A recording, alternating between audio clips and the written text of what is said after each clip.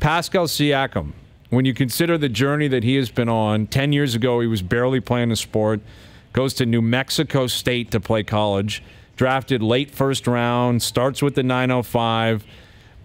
Is this the most unique and maybe gratifying journey you've witnessed in all your years covering the Raptors? Yes, it's a remarkable story. And having been a college coach prior to my 22 years with the Raptors, looking at a guy coming out of New Mexico State that, as we all know, that's not exactly a basketball factory, and where he came from and the exposure to coaching and the exposure to the game at a high level. It's just a remarkable journey. Having been around him, I can see why it's happened, though. He's a wonderful young man with a can-do spirit. He's got tremendous hand-eye coordination and speed and quickness. And it's interesting. I think back to a guy like Hakeem Olajuwon, who came from Lagos, Nigeria, I think it was, and he came to the United States and was a soccer guy, right, and barely played basketball. But the thing I look at with a kid like Siakam is the fact that when he got here, the AAU system of North America didn't ruin him. He's actually been taught the right way to play. And to me, so he has a foundation of how to play properly. And then he's got great physical gifts. He's a really bright kid. He's coachable. He's hardworking. He's got a great motor. And didn't get spoiled. Again, maybe if you're UCLA or Duke or one of those things, there's a higher degree of a sense of entitlement. And I don't think he has that. There's a pure love of the game and hunger that, unfortunately, in our North American developmental system, a lot of these guys walk around with their hand out and aren't as, there's not as much gratitude and blue collar can do. I got to work at it, and I got to be coached, and I want to be pushed.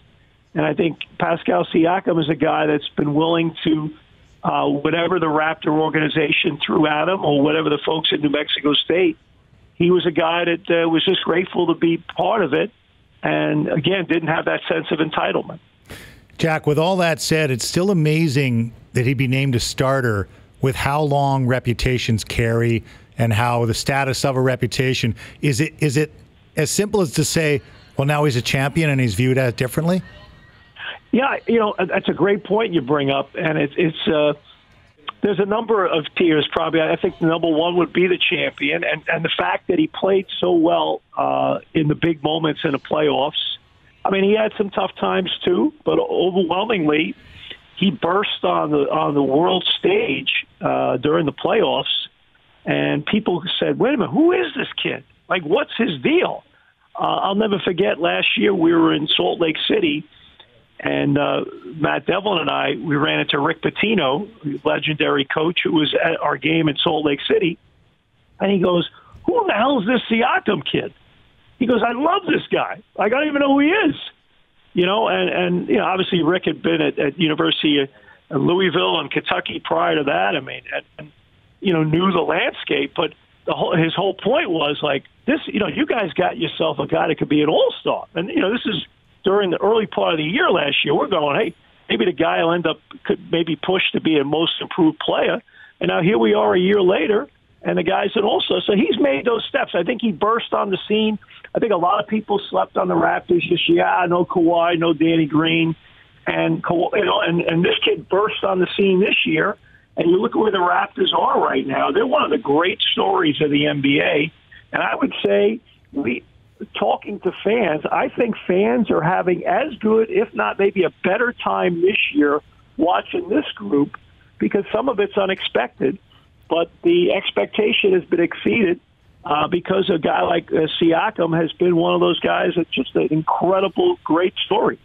Jack, what did you make of the comments from Masai saying we're going to die trying? Do you think he was referring to the players as far as their effort, or do you think as far as their movements at the trade deadline? What did you make of the comments?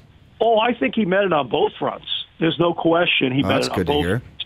I think he has a great belief in this group, and he loves their spirit. And I think that statement speaks for itself. I think you'd always want that echoed about your team, that these guys are going to do everything, lay it all on the line. And I think Nurse coaches that way too. If something's not working, he throws that out and does something else. But he's not going down without a fight.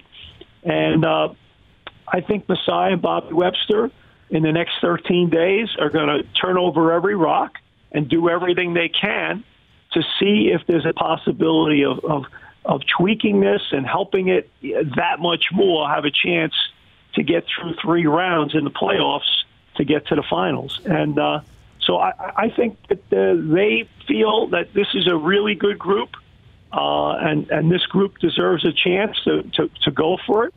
And I think if the opportunity is there to do something, they will. On the other hand, they're not going to blow up the long-term plan for the sake of that as well. I mean, I think there's a good balancing act that they have, but I think they're open for business. I think they'd be aggressive, and they will be aggressive. And at the same time, it takes 2 to tango. So as much as they want to be in the hunt and get a player that maybe can help them a little bit more, it takes the other side to actually want to do it.